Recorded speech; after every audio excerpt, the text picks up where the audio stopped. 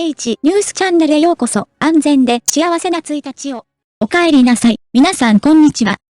台湾では中秋節になると、ほとんどの人がバーベキューをしたり月をめでたりしますが、その理由はテレビコマーシャルのせいです。でも、知っていますか？バーベキューは夜に行われることが多く、早朝まで焼き続ける人もいます。真夜中にあなたの周りにいるのは本当に友達だけですか？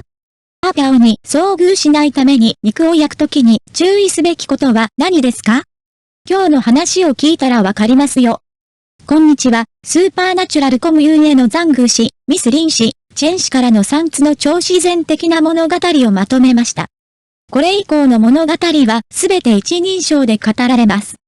カドリは超自然的な物語がたくさんある台湾の遊園地です。今日は香取町の超常現象の話ではなく、隣の丘の上にある誰も知らない B&B について話します。私は大中市北区に住んでいますが、5年ほど前、まだ若かった頃は友達と集まったり、バーベキューやパーティーが大好きでした。台中のあちこちでバーベキューをしたことがありますが、仲の良い友達に迷惑をかけてはいけないと思うので、夜の外出は好きではありません。しかし、この中秋節の期間中、私は予定外に友達と約束をして、真夜中に株折の隣の丘にある B&B にバーベキューをしに行きました。これが私の人生で忘れられない経験の始まりでした。B&B に到着すると、周囲は濃い霧に包まれていました。私たちはあまり気にせず、庭でバーベキューの材料の準備を始めました。しかし、炭火が始まると不気味な雰囲気が漂い始めました。バーベキュー中に、甲高い叫び、声や囁き、声のような奇妙な音が聞こえました。誰もが少しパニックになっていましたが、雰囲気をリラックスさせようと努めました。夜が更けるにつれて霧が濃くなり、視界がぼやけてきました。突然冷たい風が吹き、肌寒く感じました。誰かが体を温めるために入ろうと提案しましたが、部屋に入った瞬間、ぼんやりとした人影が見えました。彼女は若い女性で、古代の衣装を着ており、憂いを帯びた顔をしています。彼女の存在は私たち全員を驚かせましたが、結局のところ、私たちはこの B&B が空いているはずだと思っていました。女は突然振り向いて私たちを見て甲高い叫び声を上げ、霧の中に消えていった。その経験全体で私たちは髪の毛が逆立ち、不安な気持ちになりました。私たちは急いで B&B を出て、香取近くのキャンプに戻り、徐々に通常の状態に戻りました。このバーベキュー体験は友人たちの間で伝説となっており、この話をすると誰もが歓喜を感じます。おそらく、特定の瞬間に、超自然的な存在が私たちの周りに静かに現れ、人々を忘れられないものにするでしょう。広場でバーベキューができるのですが、広場のすぐ近くにとても不気味な B&B があります。そこには街灯や光源がないので、そこに上がるとすぐに新山です。でも、よく考えて発電機を借りて照明をつけたり、ステレオを持ってきて音楽をかけたり、人工木材を燃やしてキャンプファイヤーパーティーのような雰囲気にしようと思いました。事前に雨が降ると困ると思っていたので、雨でバーベキューができないように屋外テントも借りました。一緒にバーベキューをするために山に登る友達のグループを見つけ、その日は7時頃に山の頂上に行きました。最初はとても静かで快適に登っていましたが、みんなでバーベキューグリルやスピーカー、テントなどの設備を設置し始めました。最初はみんな少し戸惑いました。私たちが登ったのはもう夜だったので、モーターや照明の機械は開発されていますが、光の範囲を超えると何も見えず、まるで目が見えないような状態でした。8時頃、私たちのグループが音楽を聴きながらワインを飲みながらバーベキューを始め、雰囲気を楽しみ始めた時、突然冷たい風が吹いてきました。私たちは皆、歓喜を感じ、何かが異常に思えました。光の当たらない暗い場所から奇妙な音が聞こえてくるようでした。皆がひそひそ話していて、異様な雰囲気を感じ始めた人もいた。ぼやけた画像が浮かんでいると主張する人もいますが、常に鮮明なシーンを撮影できるわけではありません。そのため、私たちのバーベキューパーティーは少し奇妙になり、全員が徐々に食べ物を置き、聞こえた奇妙な音について話し始めました。かすかに雷が鳴り始めたので、私たちはすぐに空き地から避難し、安全な場所に戻りました。もしかしたら、あの不気味な B&B の下には何か説明のつかない謎の存在が隠れているのではないかと、私たちはとても不安になります。このバーベキュー旅行は友人たちにとって忘れられない冒険となりましたが、この不気味な B&B については未だに謎が残されています。発電機が飛び跳ねたので、歩いて確認し、手で2回引っ張ったところ、無事に発電機が動き始めました。何も考えずにその場を立ち去ったが、テントに戻って再び飛び出す。その時、電気が消えた瞬間、携帯電話を持った友人以外、誰もお互いがどこにいるのか見えなくなったので、誰もが少し怖かったです。急いで発電機のところへ行って確認すると、ガソリンも電圧も正常だったのですが、理由もなく電気が落ち続けていました。そんな時、友達が停電しても暗闇を気にしないように火を焚いた方がいいよ、と教えてくれました。肉を焼きながら発電機を使いながら火を起こしただけです。火が起きても発電機が飛び回ることがなくなり、引き続きバーベキューを楽しむことができます。焼いている途中で小雨が降り始めましたが、幸いテントを張ってあったので怖くありませんでした。その時、遠くでたくさんの光が近づいてきて、警察か家主が近づいてくるのではないかと私たちは怖くなりました。近づいてみると、それは大学生のグループだった。私たちは彼らになぜここに来たのかと尋ねました。彼らは一泊旅行に来ているというので、遠くないところにあるハイ B&B に行くよう勧めました。この時、私たちはバーベキューの楽しさとパワーを分かち合い、冒険を共有することで忘れられない思い出の一夜となりました。その時車の中でキャンドルとトーチを買っていたので、ナイトツアー用のトーチとして渡して雰囲気を出しました。彼らは男性4人、女性2人ほどのグループで、松明3本を持って歩いていった。当時の友達には、このまま続けても何も起こらないよね、って言ってました。約30分後、彼らが前に出て、手に持っていた松明が3本から1本に変わり、残りの2本は消えた。彼らは皆、真剣な表情で立ち上がると頭を下げ、何も言わなかった。振り返ると、男の子2人に支えられて歩いてくる女の子が見えました。彼らは急いで馬に乗って立ち去る準備をしていたので、私は駆け寄って、どうしたの？と尋ねました。彼らの一人は、私たちが B&B に入ると、みんながここは怖い、とても不気味だと言い始めましたが、それでもそこでは皆が笑って騒いでいたと言いました。気を失った少女は後ろから突然肩を叩かれ、少女は叩くの早めて、と言いました。非常に退屈。しかし、誰もが前で笑いながら冗談を言い合っていました。間もなく、少女は再び押されました。少女は突然立ち止まり、神妙に言いました。耳元で声が聞こえ、手が肩を叩くのを感じました。これにはみんな怖くなって、すぐに B&B を出ました。一晩中体験したツアーはいつもと違うような雰囲気を感じさせられ、恐ろしい思い出となりました。懐中電灯を持って振り返り、悪態をつきかけようとしたその時、少女は突然立ち止まって厳かに言いました。耳元で声が聞こえ、手が肩を叩かれるのを感じました。彼女は恐怖のあまり倒れてしまったので、私たちのグループがすぐに彼女を引き上げました。途中、女の子は、それに、と言い続けた。大学生のグループが話し終えた後、私たちは皆で荷物をまとめ始め、空は徐々に明るくなった。遠くから B&B を眺め、確認すると黒い影が B&B の窓を通過しました。視力のせいだと思ったのですが、友人はすぐに、見えましたか？と言いました。私はうなずいて、はい。と言いました。それから私たちのグループは急いで山を下りました。私は、みすぼらしい B&B にバーベキューをしに行かなくてよかった。そうしなかったら引きずり込まれていったかもしれない、と思いました。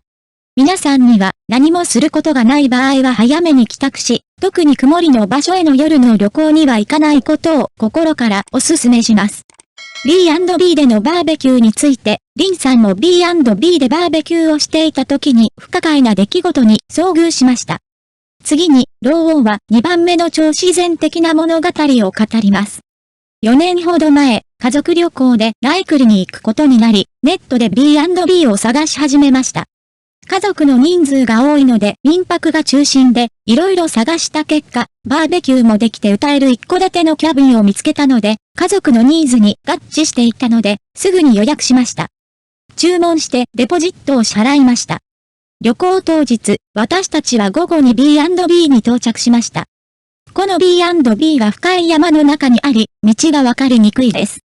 到着後、車が走ってくるのが見えたので、車を降りると、その人は民宿のおかみさんだった。おかみさんは私たちに鍵を渡し、簡単に説明して急いで立ち去りました。ということで、B&B の山一帯に残ったのは私たち家族だけで、おかみさんはそのまま山を降りて帰ってしまいましたが、おかみさんもここには住んでいないみたいでした。鍵を受け取って中に入ると、小屋の外は半分大きな木に覆われ、家の外には蜘蛛の巣がたくさん張られていました。家に入るとすぐに、この家はしばらくの間空き家だったのだろうと実感します。それぞれの部屋を割り当てた後、みんなで庭でバーベキューをしたり、飲みに行ったりしましたが、その過程では何も起こりませんでした。夕方11時過ぎ、みんな疲れていて、バーベキューの後は順番にシャワーを浴びて休憩の準備をしました。部屋に戻った後、長い間ジンが住んでいなかったのか、家中にほんのり匂いが漂っていることに気づきました。眠りにつく準備をしようとしたとき、すでに厚い布団を着ていたにもかかわらず、突然部屋が少し寒く感じました。ベッドに横たわっていると、窓の外の木々の影が月明かりに照らされて、何か異常な動きをしたように揺れていました。しかし、それはおそらく夜の山でよくある自然の音なのだろう、と自分に言い聞かせました。この旅について、私は心の中で疑問を抱かずにはいられませんでしたが、未知の夜を経て、小屋の歴史と謎への好奇心がさらに高まりました。とても疲れていたので、横になるとすぐに眠ってしまいました。それから私は夢を見始めました。その中で私もこの部屋にいました。空に数体の女性の頭が現れたが、何の特徴もなく、目の位置に2つの黒い穴が浮かんでいた。寝ている間に叫び声を上げ、あまりの恐怖にすぐに目が覚めました。それから、上の階で兄弟の2人の子供が泣いているのが聞こえたので、急いで2階に上がり、どうしたのかと尋ねました。兄は、子供が役もなく眠れず泣き続けたとだけ言っていました。ここは不潔な場所なのだろうかと思った。義理の妹が私を横に呼び、部屋にそれがあるよと囁きました。義士は超人的な体格の持ち主なので、みんなをパニックに陥らせたくないので、それ以上何も言いませんでした。全員無事に部屋に戻りました。私が階下に降りると、妹がドアを開けて出てきて、何があったのかと尋ねました。大丈夫、早く寝てって言ったのに。妹がさっき言ったけど、悪夢を見て怖くて眠れませんでした。私は尋ねました。あなたは何を夢見ていましたか？妹が言うには、私は大きな水槽が傾いていて、水の中にたくさんの女性の頭がある夢を見たが、彼らには顔がなく、目には黒い穴があるだけで、いつも水の中に浮かんでいたそうです。聞いていてゾッとしたのですが、その夢の光景はまさに私の夢に似ていました。山の中にある私たちの小屋には何か神秘的なものが隠されているようで、その夜に起こったすべてのことを思い出しました。そして中には頭が次々と流れ出てきて、目は2つの黒い穴になっていました。私は、大丈夫です。大丈夫。それは間違いなくただの夢です。もう寝てください。それで私たちは部屋に戻りました。もちろん、そのまま眠り続ける勇気のある人は誰もいませんでした。朝、暗黙の了解で全員が急いで荷物をまとめてリビングに直接集まりました。私は急いでチェックアウトし、B&B を出て山を降りた後、みんなで昨夜何が起こったのかについて思い切って話し合いました。私は義理の妹に尋ねました。あなたは正確に何を見たのですか？義士は私がベッドに横たわっていると、天井に女性がいた。彼女が近づいてきて、私たち家族全員を猛烈な目で睨みつけた、と言いました。この時、誰もが死ぬほど怖がっていました。なぜなら、私も妹も義理の妹も夢を見たり見ていたのはすべて同じ女性、目に黒い穴のある女性だったからです。この B&B は苗栗県南小にあるのですが、後で聞いたところによると、その B&B では事件があったのですが、今も営業しているそうです。もしもう一度チャンスがあれば、私はこの B&B には二度と行きません。B&B に行く前に、地元で何か起こっていないか確認するべきだと皆さんにアドバイスします。B&B の物語は終わりました。リューホラで遊んで帰った後、非常に不気味な話に遭遇した陳さんがいました。次に、老王は最後に超自然的な話をします。数日前、私は友達とロングケーブにナイトダイビングに行き、肉を焼き、ウニを捕まえました。竜の洞窟から戻ってすぐに、私は非常に奇妙なものに遭遇しました。今朝早く、部屋でコンピューターを使用していて振り向くと、ベッドの上に水たまりができていました。それから私のダックスフントが鼻でそれを押しているのが見えました。最初はベッドでおしっこをしたのはこのソーセージに違いないと思いました。その後、シーツを交換すると10分も経たないうちにベッドの上にまた水たまりができました。変だと思うけど匂いは感じられない。またどの犬か猫が私におしっこをしたのかわからないと思いました。そこで私たちは全員をリビングルームに急いで連れて行き、部屋の中に人やペットがいないようにドアを閉めました。その後、ベランダでタバコを吸ったのですが、タバコを吸って戻ってきたら、彼女が床にまた水たまりがあると言いました。今度は手で直接舐めてみましたが、これは海水です。リューホラでうっかり海水を飲んでしまったからです。なぜベッドの上に海水があったのか、合理的な説明ができず、その瞬間にショックを受けました。この超常現象は私を非常に混乱させ、恐怖させました。おそらく私が海の超自然的な存在たちと何らかのつながりを持ったのは、竜の洞窟での夜のダイビングの時でした。理解。いずれにせよ、今回の体験は、竜穴への旅がもたらした超自然的な要素が物語の中に存在するだけでなく、私たちの生活の隅々に潜んでいることを深く認識させられました。だからどんな味か知っています。その時は、ちょっと心に毛が生えたような気がしましたが、すぐに水を拭き取りました。何か恐ろしいことが来ています。水を拭き取った後、ガールフレンドと私はみんな気分が悪くなったので寝る準備をしました。その後、ガールフレンドがトイレに行くために起きた時、彼女は部屋を特別に見ました。その時、部屋のドアは閉まったままで、ベッドもリビングにいました。その結果、彼女は青い顔で私のところに戻ってきて、早く部屋を見に来てください。と言いました。見に行って唖然としたのですが、部屋の床に大きな水たまりができていました。ここがポイントです。水はどんどんドアに近づいています。最初はベッドの上、次にベッドの隣、次にコンピューター椅子の隣、そしてどんどんドアに近づいていきました。その瞬間は鳥肌が立ちましたが、それでも水を拭き取る勇気はありました。考えれば考えるほど何かが間違っていると感じたので、ガールフレンドに携帯電話をかざして録音するように頼みました。しかし、最初は彼女がシートの設置を間違えたので、私は彼女に床に設置して内側から写真を撮って、水滴が垂れているのは天井なのか、それとも本当に雪か何かがあるのかを確認するように言いました。最初の設置プロセスでは、水や濡れを全く感じなかったと彼女は言いましたが、2回目に携帯電話を移動しに行った時に戻ってきて、床にまた水たまりがあると言いました。このビデオ録画の結果により、部屋の水は天井からの漏水ではなく、説明のつかない超常現象によるものであると確信しました。このような恐ろしい経験は私たちを信じられないものにし、超自然的な出来事についてより深く考えさせます。私のガールフレンドが撮った写真では、出入り口のちょうど真ん中にプールが現れ、出入り口の内側から出てきているような印象を与えています。このような光景は身の毛がよだつだけでなく、部屋に超自然的な出来事のような神秘的な雰囲気を加えます。その後、ガールフレンドが仕事に行った時に、この写真を送ってきました。以下の写真には怖い場面が含まれている可能性がありますので、怖がりな方は読み進めないことをお勧めします。でも、読んで本当に怖いと思ったら、ぜひメッセージを残して感想を教えてください。写真は3秒以内に公開されます。私が思い出さなかったとは言わないでください。怖いなら急いで早送り。早送りの後、他のネチズンからのメッセージが表示されます。3、1、2、3。写真は掲載されていません。続いて、この問題に関する意見や自身の経験を共有したネチズンからのメッセージが続きました。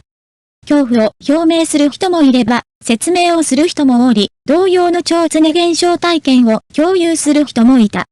メッセージエリア全体は驚きと好奇心に満ちていますが、いくつかの恐ろしいメッセージもあり、この超自然的な出来事をさらに神秘的にしています。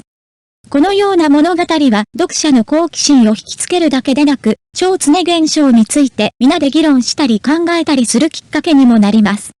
ネチズンたちは次々にメッセージを残し、様々な意見や提案を寄せた。多くの人が、この状況は明らかに偽りではないと考えて、できるだけ早く教師を見つけるか神の祝福を求めるようこの紳士にアドバイスしました。一部のネチズンは、長洞の水分が複雑で、水中の視界が天候や海況に影響され、方向を見失いやすいと指摘し、長洞でのダイビング体験を共有し、過去にダイバーが溺死したニュースにも触れた。別のネチズンは、最近ダイビング事故が多いと述べた。ある人は自分の個人的な経験を共有し、彼の姪が竜の洞窟で遊んだ後に異常な症状を発症したと述べましたが、それは恐ろしいことでした。姪は取り乱した様子で、父親を見つけたいという願望を頻繁に表明した。この記述は人々に異様な雰囲気を感じさせ、それが竜の洞窟に関連する不可解な出来事と関連していると思われます。最後に、ネチズンは姪を寺院に連れて行って尋ねるといい及ぼし、その後の展開と説明や解決策が見つかるかどうかを期待させた。全体として、この物語は多くの人々の注目を集めており、竜の洞窟での一連の不可思議な出来事についての議論や憶測も引き起こしました。前回の更新で、ネチズンは姪の超自然的な影響にどう対処するかについての話を共有しました。姪には魂が宿っていて離れようとしないと言われています。この問題を解決するために、姪を大きな寺院に連れて行き、治療を受けたところ、状況は少し改善されました。このネットユーザーは、自分が現実を強く信じている人物であることを強調し、これは作り話ではなく、自分が体験した竜穴の不思議な出来事であるとも強調した。同氏は改めて竜の洞窟の不気味さを強調し、そのような場所には警戒するよう呼びかけた。